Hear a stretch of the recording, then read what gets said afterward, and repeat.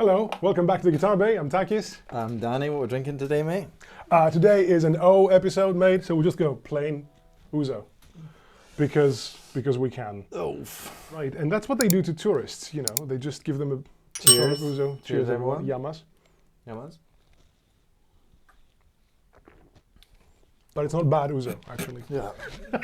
It was all right in the first bit, and then it tickled my... Yeah, I'll give you a seminar on how to drink Ouzo properly later. This is not the right way, actually. So we're acoustic today, and you see two guitars that you haven't seen before. I was meaning to do an episode just dedicated to this guitar because this has been my acoustic of choice for the past year, maybe a bit less than that. Yeah. And I found Breedlove. I found love with Breedlove. And this is the discontinued Atlas series. Made in Korea. The imported Breedloves are not Korea anymore. It's either China or US. Okay. And then Danny said, I've got a guitar from someone who wants to sell it. I do. And I have it now at home for a few days, and it's a US made Breedlove. It's an Oregon series, it's called. Myrtlewood, so it's made in US, Sitka Spruce. And there's not much information about these online, to be honest. But when I first tried it, I wasn't completely blown away. And then when I took it home, it's the best acoustic I've ever played. Like, it really is something special. And Ebony fretboard, I believe.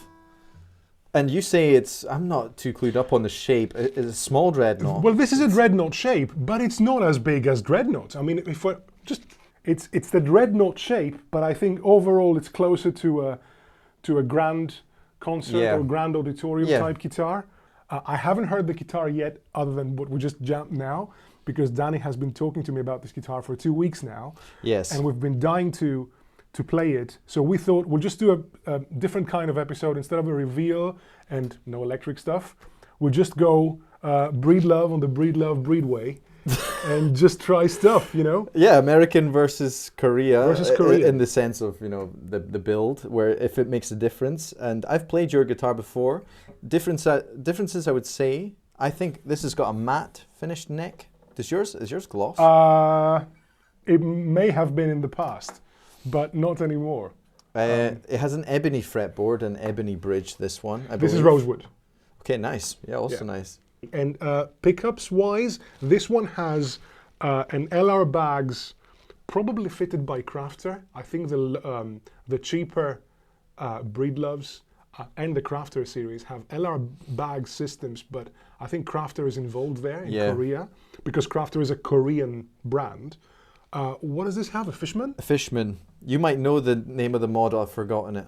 Obviously, you have the tuning, which is obviously a very nice feature, very practical. This has nothing on the side, it's very clean. Just tone volume. Without seeing, you could think that it doesn't have a pickup, but it does. Okay, so I say we do a nice mic setup for an acoustic guitar. At the same time, we plug them in via DI just to hear the pickup. Yeah. And we can switch that in the edit. And I'm dying to get this in my hands because I haven't yet. So let's do some setup.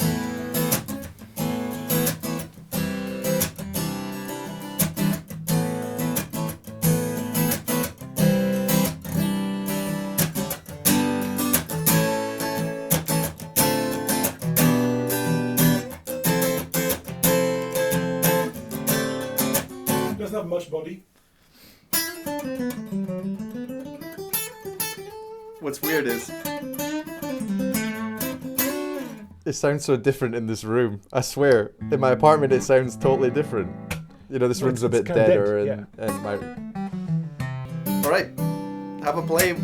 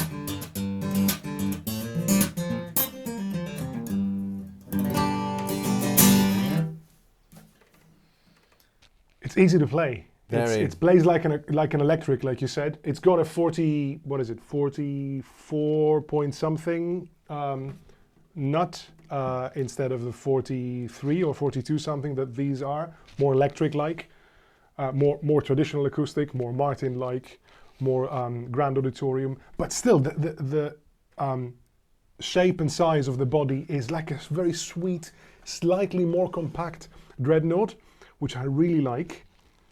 What's your first, tell me, are you thinking yay, nay, or overwhelmed, underwhelmed, or, because you're an acoustic player, I would say, more than me. Yeah. It hasn't blown my socks off yet, but I only played it for 5 minutes. So let's mic up, yeah, and let's DI up and compare and see what it's like. Cool. Yeah, let's do that.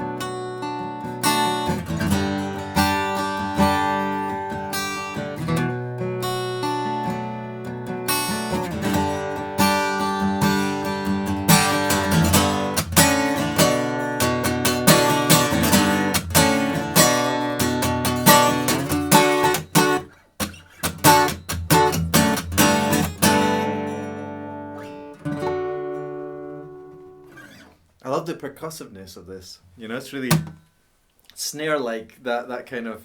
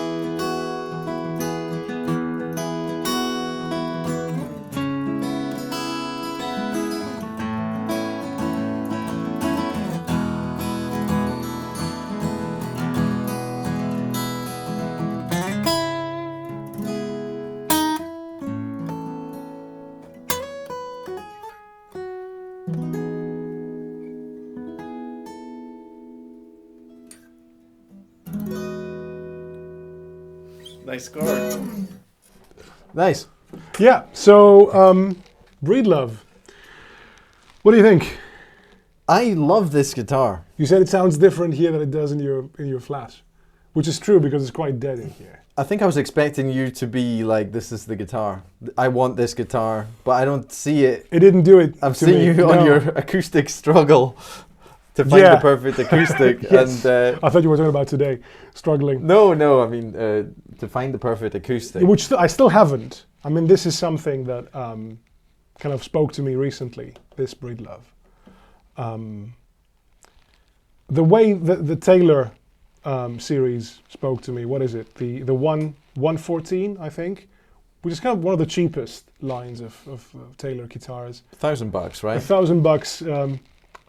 Made in Mexico. Laminate Mexico, so not solid. There's a walnut and a sapelli, I think, variant of those. They sound insane, and they play like butter, and they sound amazing.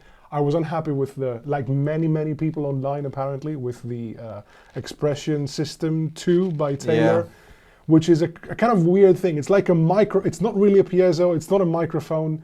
It is very faithful to how the guitar sounds, but it's not what I'm looking for, especially for what we do with the trio. I need something a bit more bassy, a bit more reliable, not so mid, kind of honky. But that's a different episode altogether.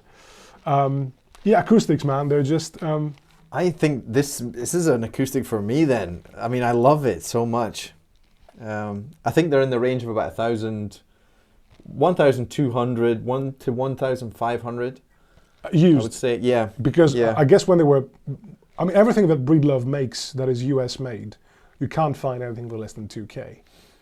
No. This one was about 1,000 when it came out.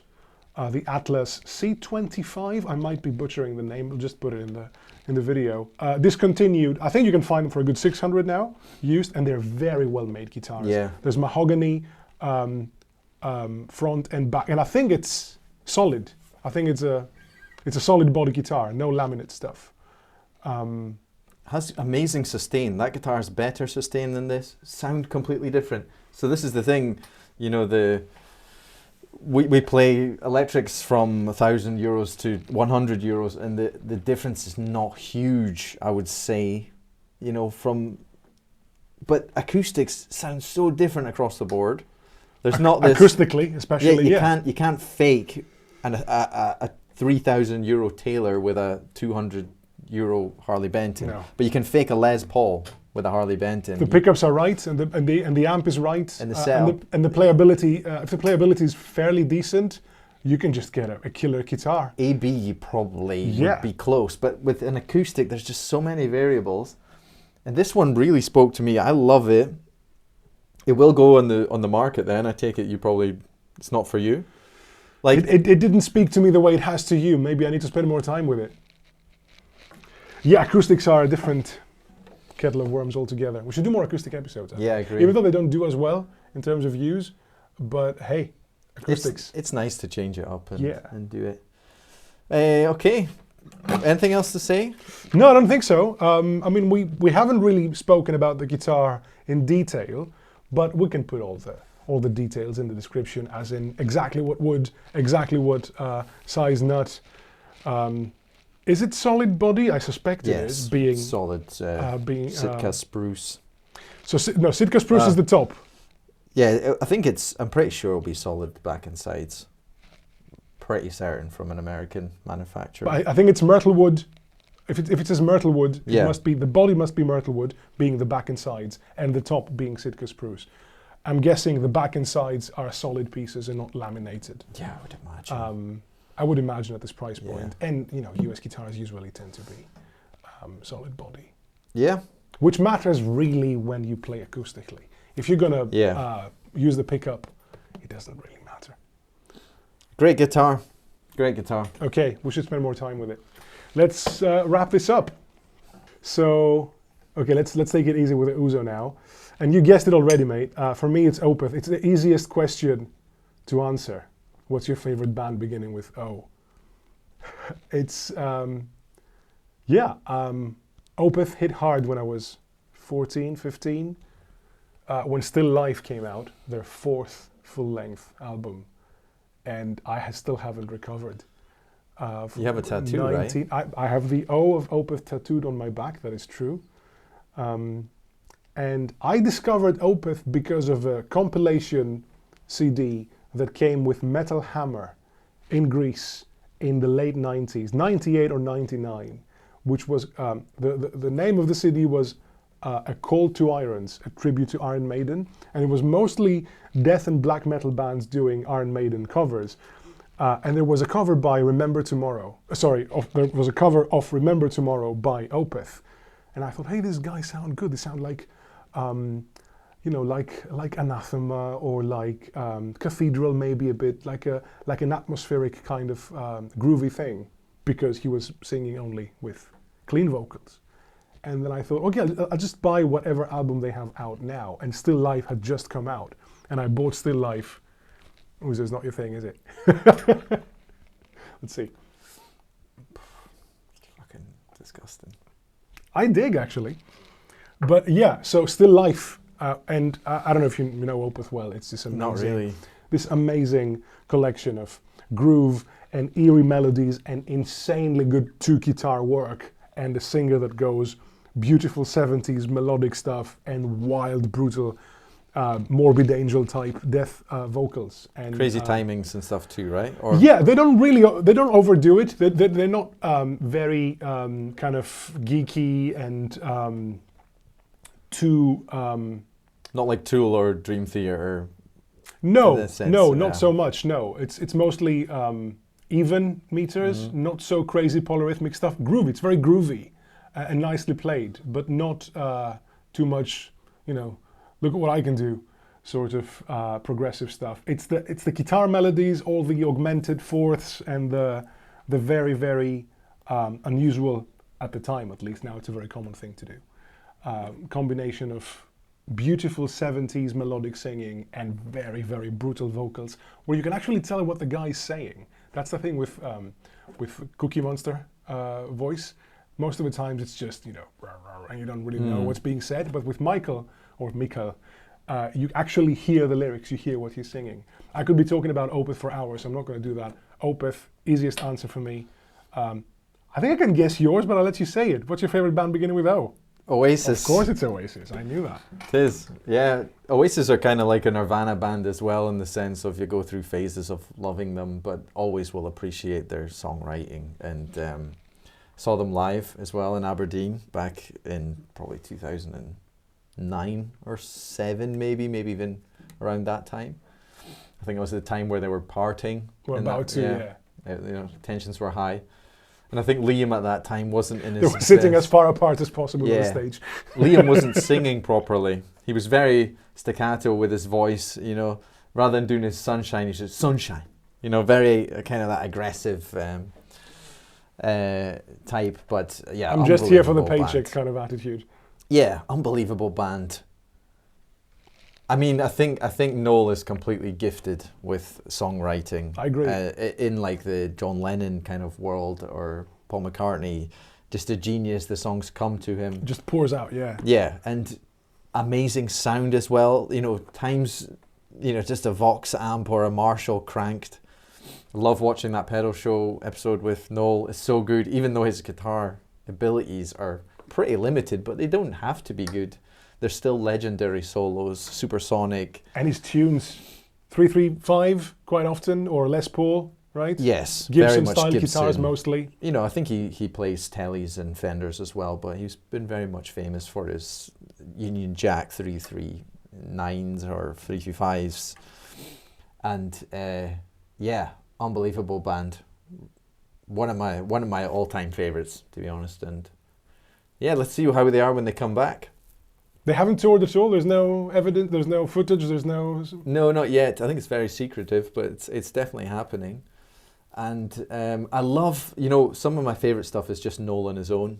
Acoustic guitar, playing some of the songs, you know, that Liam sang as well, because they're his songs, and they're just, you know, Slide Away is just a great song. And I think Acquiesce is my favourite Oasis song.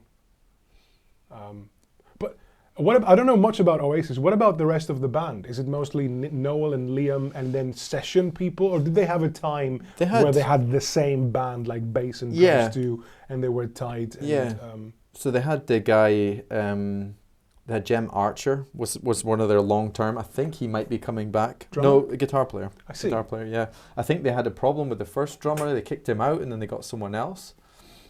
And they've had a few. Bono or I think his name was Bono, the other guitar player as well. Bono. That's unfortunate. I think that was his nickname. Yeah. Yeah, they've had long-term people playing with them, you know. Okay. And you see some of their early stuff. It's pretty rough. Raw, yeah. Yeah, like there's mistakes. There's the drums are off, the bass is in, and Noel's shouting, "Where's the bass?" I can picture that. There's a very nice instrumental track on the soundtrack of Snatch, the Guy Ritchie movie, which I think is Oasis, and it's very groovy and very rocky and very, I don't know the name, but someone told me this is Oasis. I wouldn't have been able to identify that, but I didn't even know that Oasis played like that. I thought it was just strummy, singy. Yeah. But it's more interesting than just that. Yes, and especially, you know, Don't Look Back in Anger has that weird chord.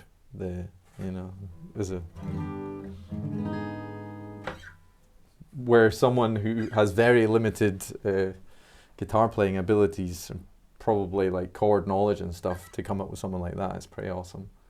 Yeah, with a dominant with a major third on the bass, yeah, which for these guys is probably the limit of their harmonic knowledge. Yeah, and he knows he's written one of the most powerful songs ever with Wonderwall, you know? Yeah. It's so powerful that at this point when I hear it, I just go, please, something else, because it's a tired karaoke singer-songwriter kind of party song. But yeah, it's a great song. And it's very, very well produced as well, I think. Yes. I think they spent a lot of time producing a few of the albums, you know? Like what's the story, Morning Glory? They couldn't get it right. And I think they spent a lot of time waiting for the right person to mix it. Okay, look, we spent more time talking about Oasis than Opeth. That's an achievement as far as I'm concerned. And yeah, Breedlove on the Breedlove Breedway, like we said, and Ouzo. And I know you can't drink anymore, but let's just cling just for the likes. Thanks, everyone. Cheers. Thanks for tuning in, and see you at the next one. See you then. Ciao. Bye-bye.